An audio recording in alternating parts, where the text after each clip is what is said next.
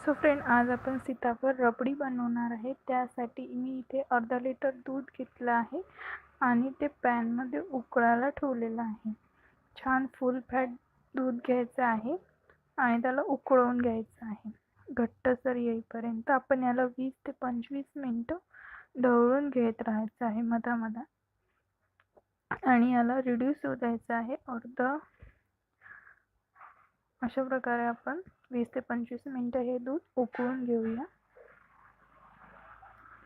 आणि याला सारखं हलवत राहायचं आहे आणि जी साय जमा होते ती मिक्स करत राहायची आहे।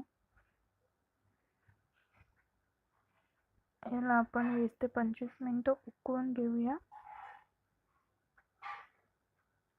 गॅस मध्यम आचेवर ठेवायचा आहे जेणेकरून याला जळायचं काही झालं नाही पाहिजे। अशा प्रकारे आपण दूध उकळून घेतलं आहे। 20 ते 25 मिनिटानंतर यात तुमच्या आवडीप्रमाणे साखर घालायची आहे। साखर नाही घातली तरी चालते, कारण सीताफळमध्ये तितका गोडवा असतो। सो मी थोडीशी साखर घातलेली आहे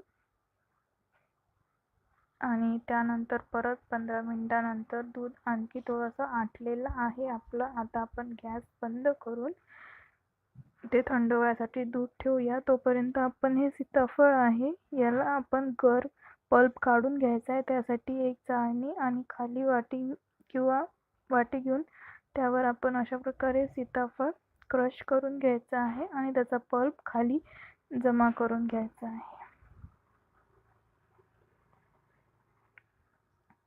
अशा प्रकारे मी एक चाळणी घेऊन त्याखाली भांडं घेतलं आहे आणि त्यामध्ये हा सर्व पल्प जमा करणार आहे। मी सर्व सीताफळ क्रश करून घेतल्यानंतर त्याचा पल्प जमा झालेला आहे, तो मी आता थंड दुधामध्ये मिक्स करून घेईल।